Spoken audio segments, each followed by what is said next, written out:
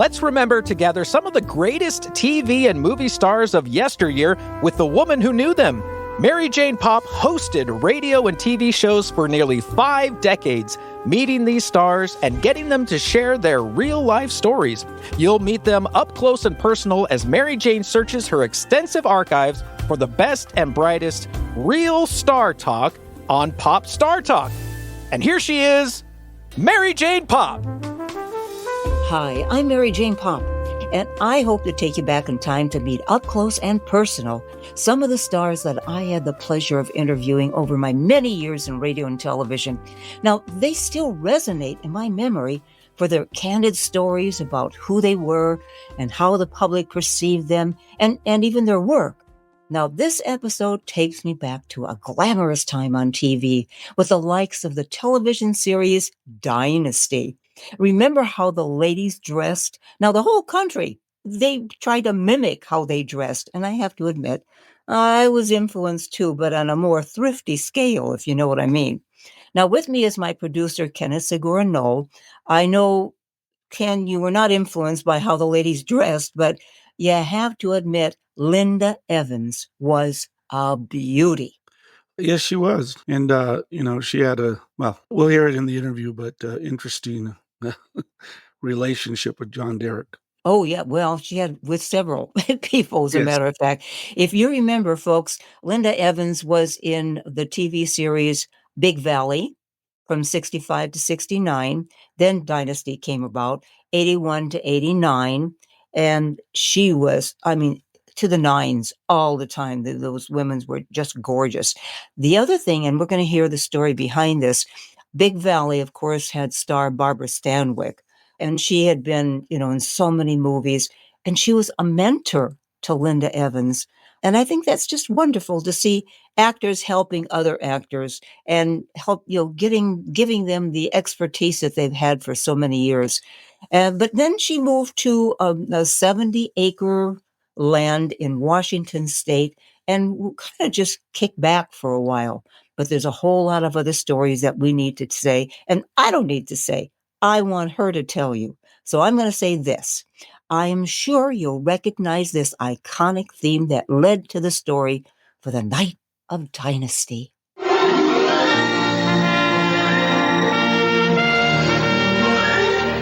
Of course, looking back, she was the gorgeous daughter Audra Barkley on Big Valley. And then, of course, she married an oil baron on Dynasty. What a career this woman has had, from dining with kings, queens, and presidents to sharing the screen with some of the greatest actors of their era. From Rock Hudson to, I can just name a whole bunch. I don't take all the time.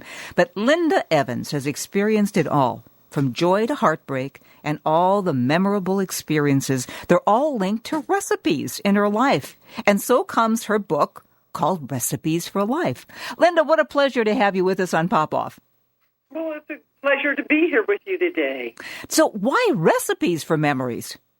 Well, it isn't just recipes. It is all the anecdotes. I took my entire life and put it in, and appropriately, because I have a love and a passion for eating and cooking and serving people food and watching them eat it and then just melting it, them enjoying it. So you never know it. How do you keep that wonderful figure? I walk every day about like an hour to an hour and a half. It raises your metabolism and lets you do all sorts of naughty things. Oh, very good. What is your favorite recipe in the book? It's like saying, what's your favorite kid? It would be really hard because I have collected over the years the finest recipes. So there's so many chocolate desserts in there that to me are classics, absolutely the best ever. Chocolate. See, my idea of chocolate is rich with chocolate, but not real sweet. And so I have a chocolate molten cake. I have a chocolate soufflé pudding. And when I tell you crowd pleasers, people will just faint and say, please, can I have the recipe? It's the truth. I love it.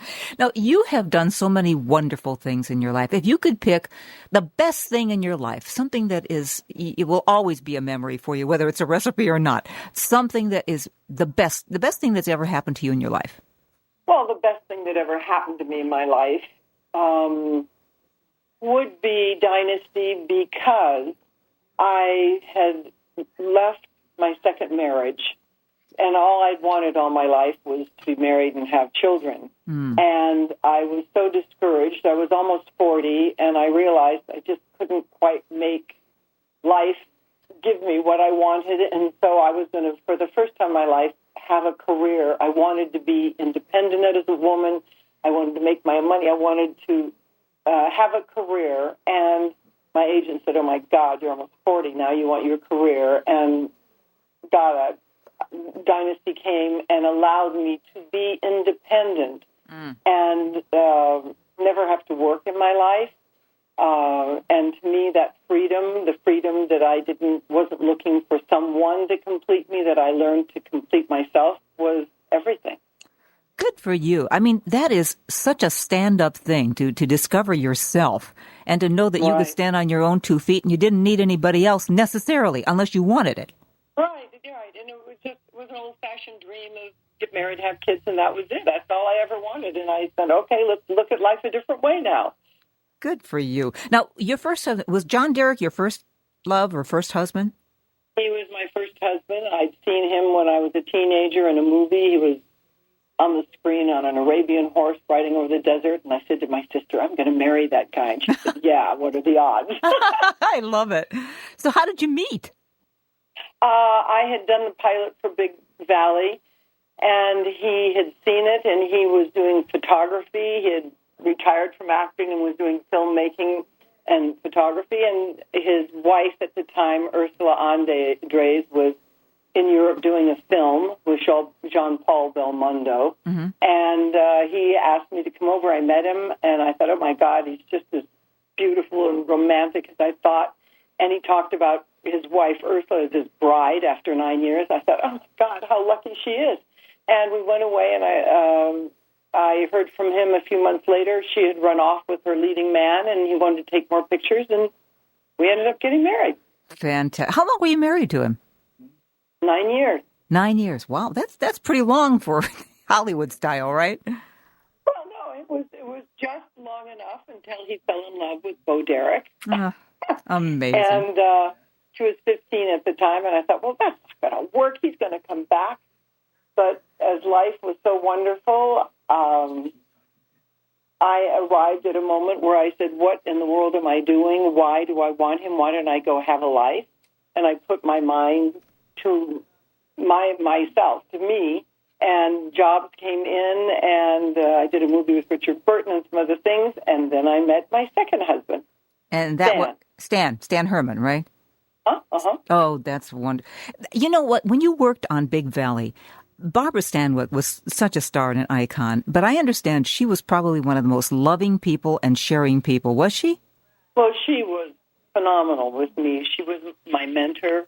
She really helped me understand the business and how to be a professional in it, and it has served me all my career. And not only that, she called me Audra from the minute she met me. She never once said Linda. I was really? Audra. I was her daughter. Oh. And she put her arm around me when my mom passed during Big Valley, and she said, look, I'll never replace your mom, but I will be there for you for the rest of my life. And she was. Oh. She was just amazing. I've heard wonderful things about her. I mentioned before we went on the air that June DiMaggio, a good friend of mine, and she was the person who gave me the stories that I wrote, Marilyn, Joe, and Me, about Marilyn Monroe and Joe DiMaggio. Oh, really? Her uncle. I have to send you a book because you'll see some wonderful stories. Oh, I would love it. Yeah, I'll make sure you get one. But it's just, it was such a wonderful feeling to know that there are warm people in Hollywood, that someone like a Barbara Stanwyck would, take you under her wing and share her expertise with you. Well, that's why I shared a couple of stories in there about things that she did that I just thought were very touching that I never had a chance to talk about. Oh, beautiful. Now, you've got a recipe from her, Missy's Hobo Filet, right?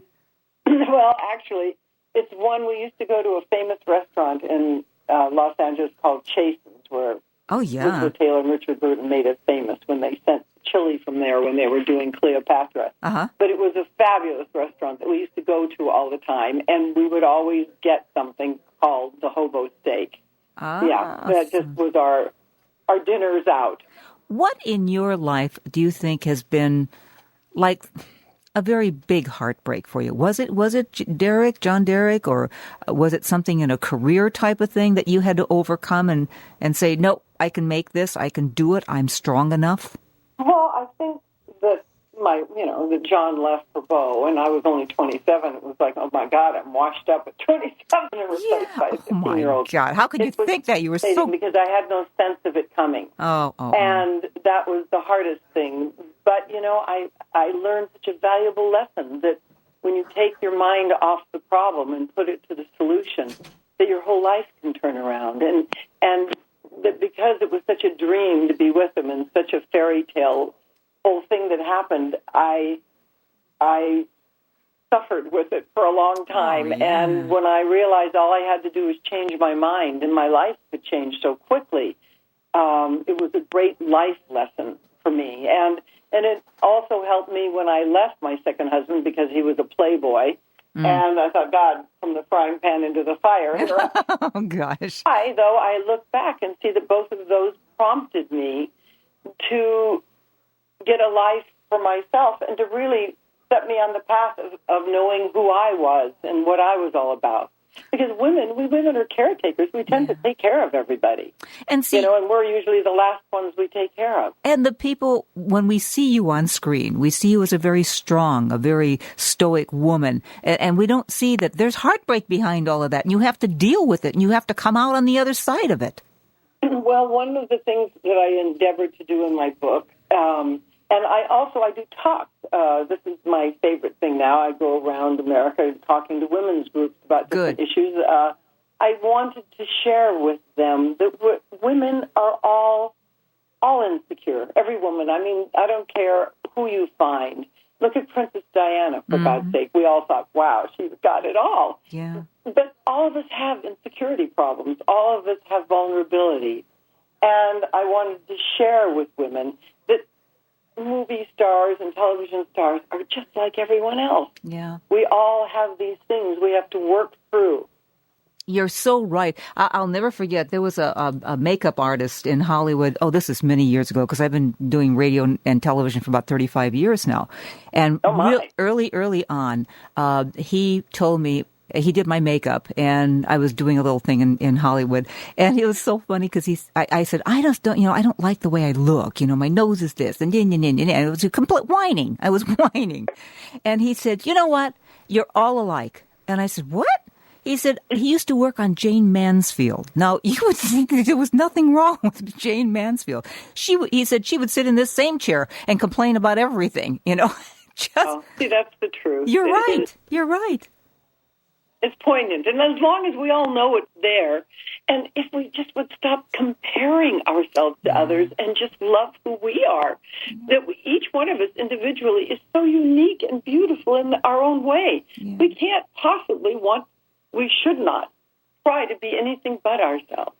But we do. I mean, especially like young people, it scares me. When you have little kids who are bulimic or anorexic at 7 or 8 years old because they think they're fat. Right. What the heck are we doing? Yeah, it's very dangerous because when they're teenagers and they go on diet, they stop. They'll get osteoporosis later on in life because it's their bone building years, and they're starving themselves, so their body can't build the bones they need. Yeah. And 50% of women get osteoporosis when they're older. And my God, we have to just stop this and inform people how they can take care of themselves. Yeah. You see all these, supermodels, which they're beautiful, don't get me wrong. But my gosh, Peter Lamas, who's a makeup artist to the stars in Hollywood, he used to say they're beautiful and, they got figures, but he said they're kind of like walking hangers. You can put clothes on them, any kind of clothes. It's not that they have a shape. And don't worry if you have a shape. There's nothing wrong with that. Well, it's a terrible price to pay for what, they have to do to look that way. Yeah. But that's why after Dynasty, I moved up to the Pacific Northwest and gained 25 pounds and just tried to get away from the image of what I had to look like for so many years. It was just so much fun to stay up late at night and eat and drink and do and live real life. And that was until I fell in love with Yanni and then tried to lose it instantly. And You know what? It's so interesting talking about Yanni. Hey, Ken, I don't know, you're a musician and a writer and a performer, etc. What did you think of Yanni? Oh, I thought he was a great musician. Oh, okay. Yeah, no, he was very good. But interesting that Dynasty, the theme was written by Bill Conti. Oh, I didn't know that. Yeah, and he wrote Rocky and all these other great. There's two composers in Hollywood, and John Williams and Bill Conti, from that era, and that are just great composers. But he wrote the theme for Dynasty. Excellent. When I heard the theme, I remembered that was Bill Conti. Yeah. So, It brings back memories, doesn't it? yeah. And she's, I guess, around 83 now. I've got a phone call into her too to see if she's able to, possibly do an update. I'd like to do updates with some of these people. Some we can, some we can't for obvious reasons. They're up there in years, or they might have some medical problems. And actually, going back quite a bit, Linda Evans had two sisters and a good friend who had serious health problems, and it threw her, Linda, into a very deep depression. And then 6 years later, she had a slipped disc, and she didn't tell me how it happened, but a slipped disc. She had 4 surgeries to improve the slipped disc. So we don't know about those things that happen behind the scenes, because when they put them in front of the camera, they got to be beautiful, they have to be vivacious, they've got to be in character. And if you've got pain, that's just too bad. You got to deal with it. Isn't that amazing? Mm-hmm. Dynasty was filmed on the Warner's backlot, which was interesting. Oh, I didn't know that. Yeah. Mm-hmm. Well, interesting. Well, it's just, I don't know. It was a nighttime soap opera, is what it was. And it was billed that way. It was like, a continuation thing, something that would happen. And it kept people going for a long time. It was very successful. So I guess they had the magic back then. I don't know if something like that would go today. What do you think? Too many channels, too many things to look at. Yeah, I don't know. I stopped trying to guess what will work on television as a producer. I have to get your read on this because, I've got something like, 200 channels.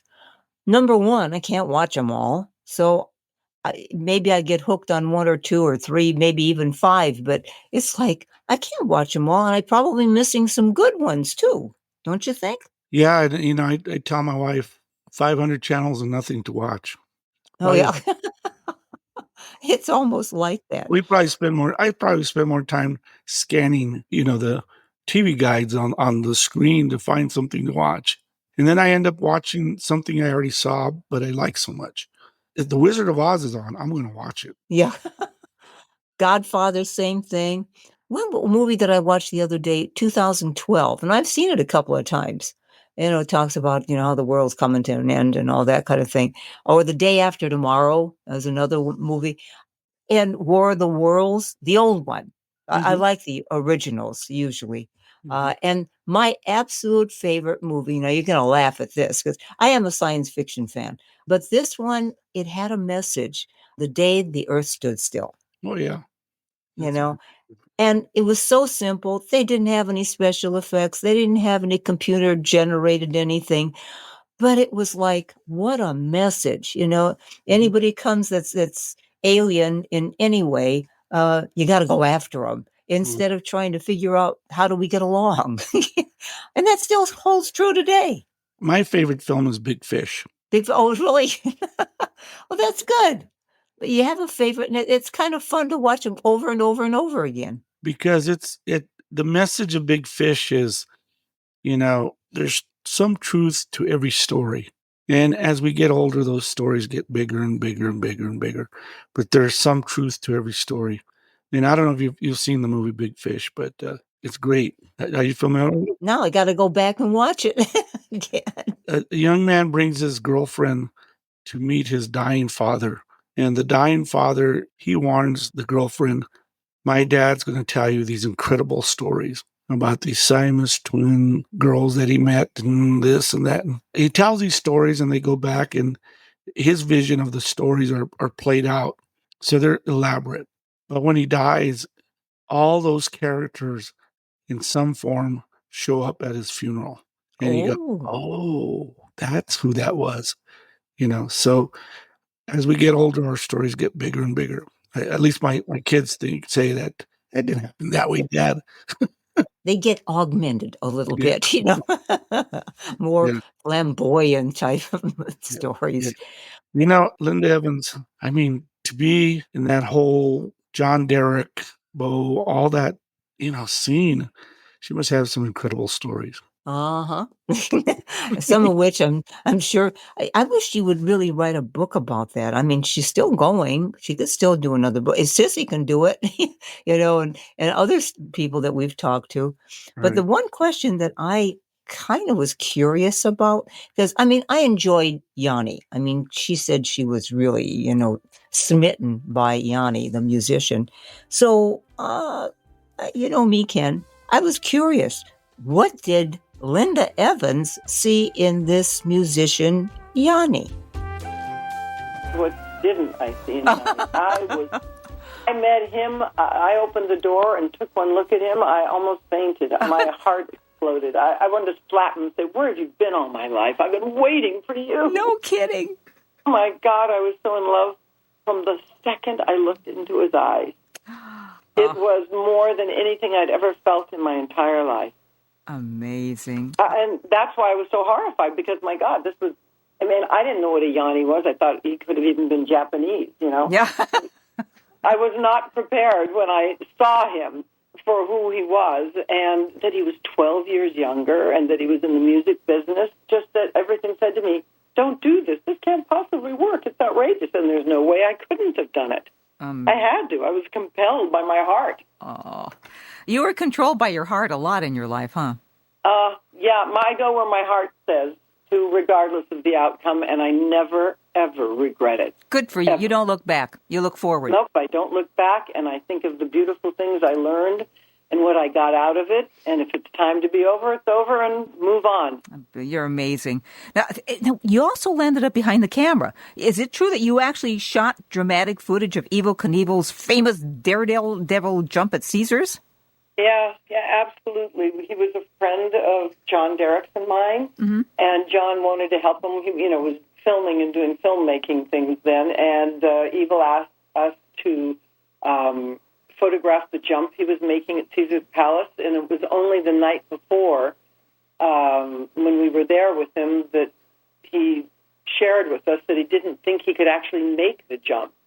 And John said, "My God, you're asking us to film you doing this daredevil stunt, and you're not going to make it?" And, wow.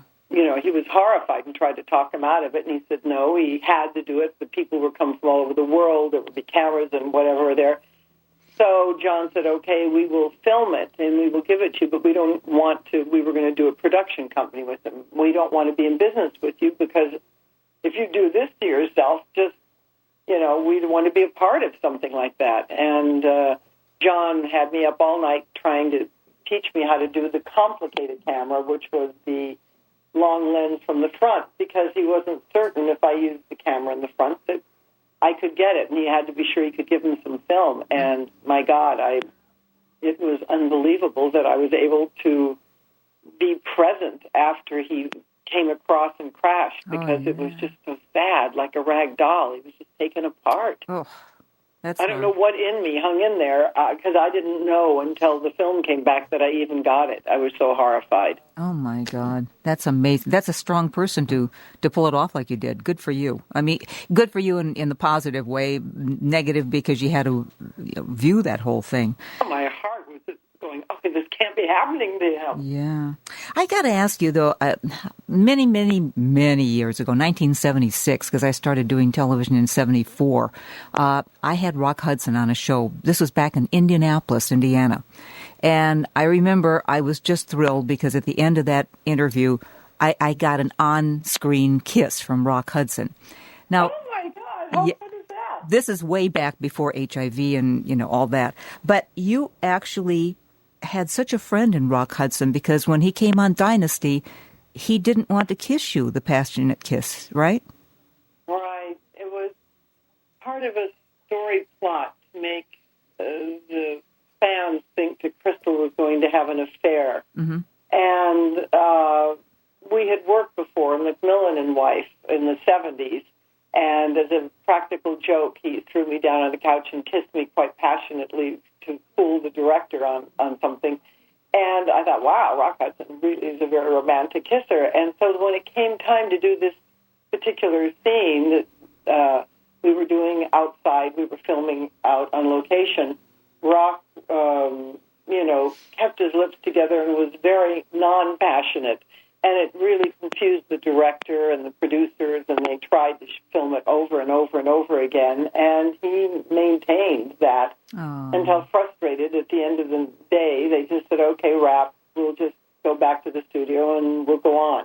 Mm-hmm. And later, they came back and said, we just, that scene's so important, we're going to go back and film it, which they never did because it cost them hundreds of thousands of dollars to do it. Yeah. And it was a lot of pressure on Rock, and we went back to film it again, and he did the same thing. Oh, bless And his it was heart. only months later that when it came out that he was dying of AIDS, and that I realized He cared that much. he had tried to protect me as best he could in spite of how hard everyone tried to make him do it different. That to have that kind of strength. I mean, to know he's dying of it, and wanting to protect you too. I mean, that takes a very strong person.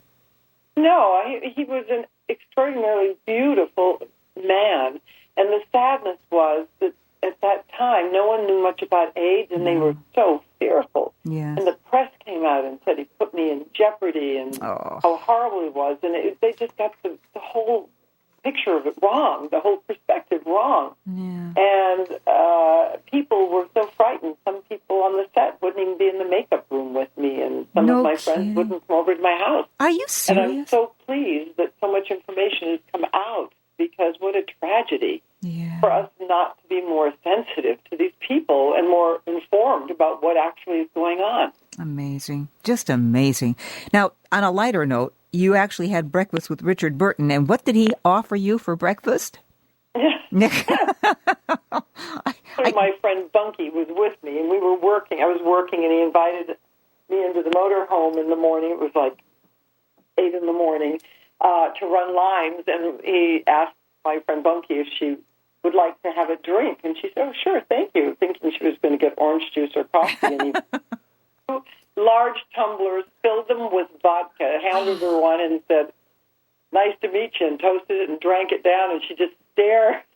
No way. Oh, my gosh. I know. But see, he was getting a divorce from Elizabeth Taylor. She had left him. He was so sad. He was so unhappy and so in love with her that it was a very hard time for him. Oh, I bet. I don't think people realize, and you're the epitome of that. We always think of you as successful, beautiful, you're on all these series, all this wonderful stuff. Nothing possibly could happen that's negative to you in your life. No. And it's wrong. Just wrong. Right. I mean, you have to go through a lot, and they don't realize, you have no private life. I'm sure when you walk down the street, unless you're really incognito, you're Linda Evans. That's it. You're going to be stopped. You're going to be asked. You're going to be pawed, more or less. But it's all. I mean, they mean it in love. I mean, they don't mean any harm or anything. But you have no private life, do you? No, but see that is the trade-off. People think what a glamorous life. And the truth is, it's beautiful to be known by the public, because during Dynasty, I could go anywhere in the world and get off a train or a plane, walk down the street, and people go, "Crystal" or "Audra," run over like I'm a member of their family. So that's the sweet part. The sweet part is being in someone's home for so many years, for 9 years, helps them to feel close to you. So that's very dear. The only thing that's difficult with it is if you're having a hard time and you're fighting with your boyfriend and you're at a restaurant and you're crying, and then people are all watching and listening. You can't have any private moments. Well, and especially it's now. even harder. I feel very bad. I mean, they've got cell phones and they put it right up on YouTube. It's like immediate. Yeah, it's very hard today, much harder than when I was around doing it.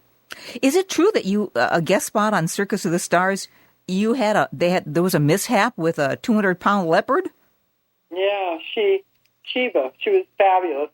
I wanted to do one of their acts, and my friend Bunky said, "Don't do any stupid poodle acts, and we'll get you something exciting."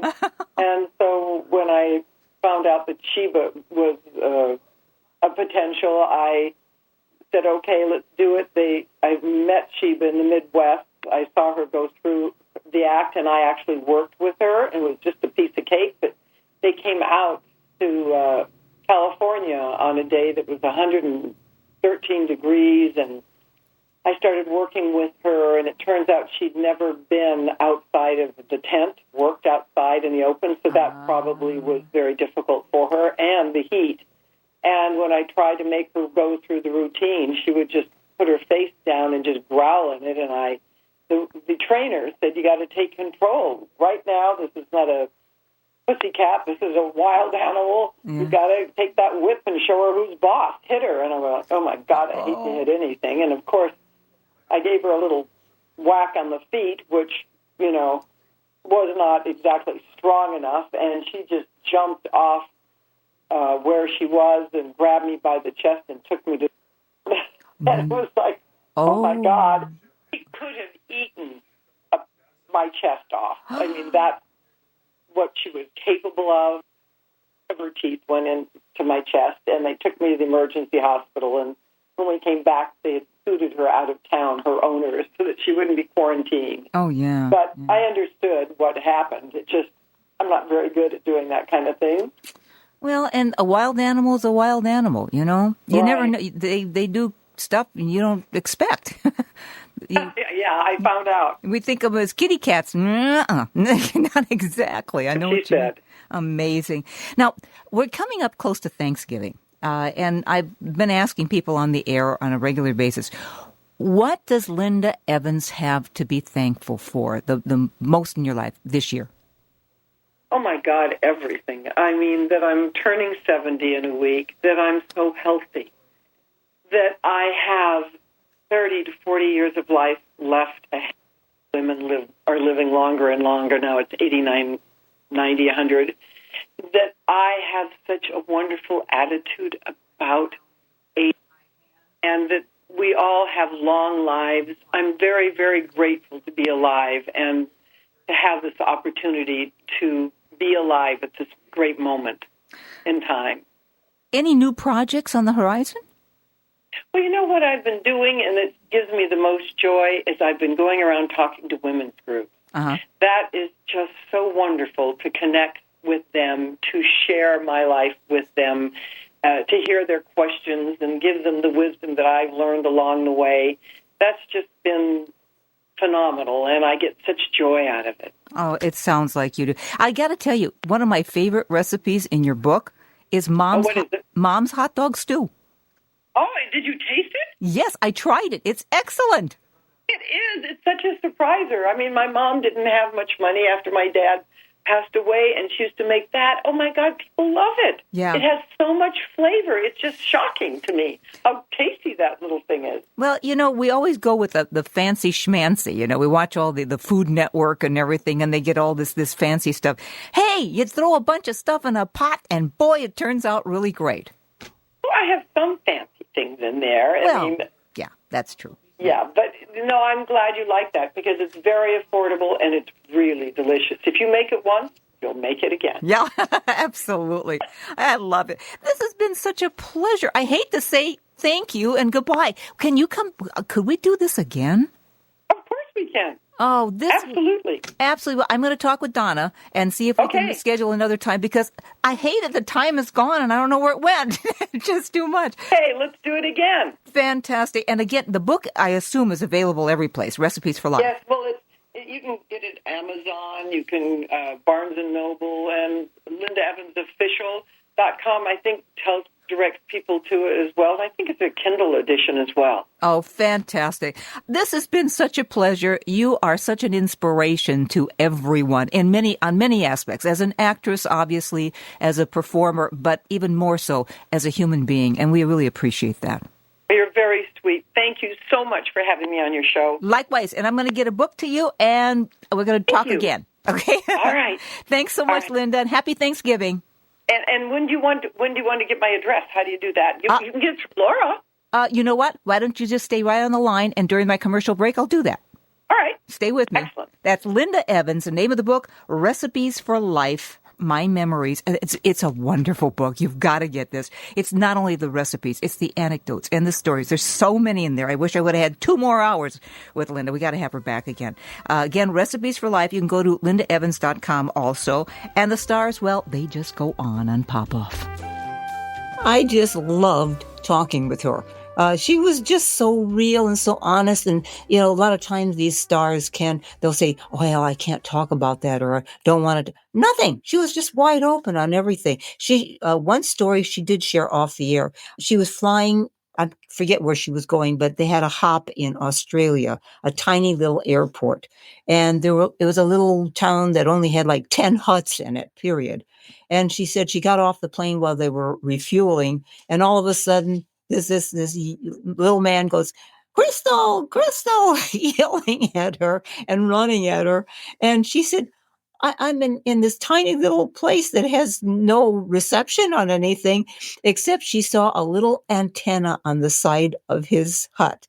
And that's how he knew about Dynasty. That's the fame that she had, a tiny little place in Australia. Now, and she also, in 2019, she did fall in love with a script called SWAN Song. It was a dark comedy. I'm going to find out if that was ever produced and done. We need some updates on some of these people because they're also special. Don't you think, Ken? Oh, yes. And then the people she talked about, I mean, from John Derek to Yanni to Richard Burton to on and on. I mean, just wow. And she was so honest and straightforward about it, Yeah.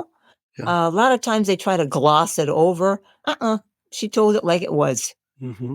And, and they're around these people in a whole different environment. And, people can drive by and see these people, but we got the inside information. You bet. The inside scoop. Well, that ends another episode, Ken, of years gone by and the famous folks that made them so precious. And our hope is that all our folks will continue to be with us each week for another great time with these wonderful folks from TV. And of course, with you, Ken, my producer, Ken Knoll, and engineer Greg. And we're going to keep talking to these folks from TV, movies, and more on Pop Star Talk. We'll be there for you with great interviews and share some insights into their lives. So till our next time together, live simply, laugh often, love deeply, and always dare to dream.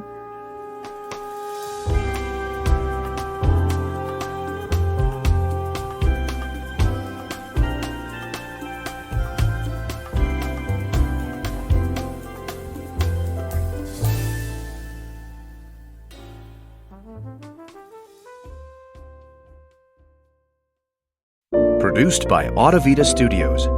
Connect your voice to the world.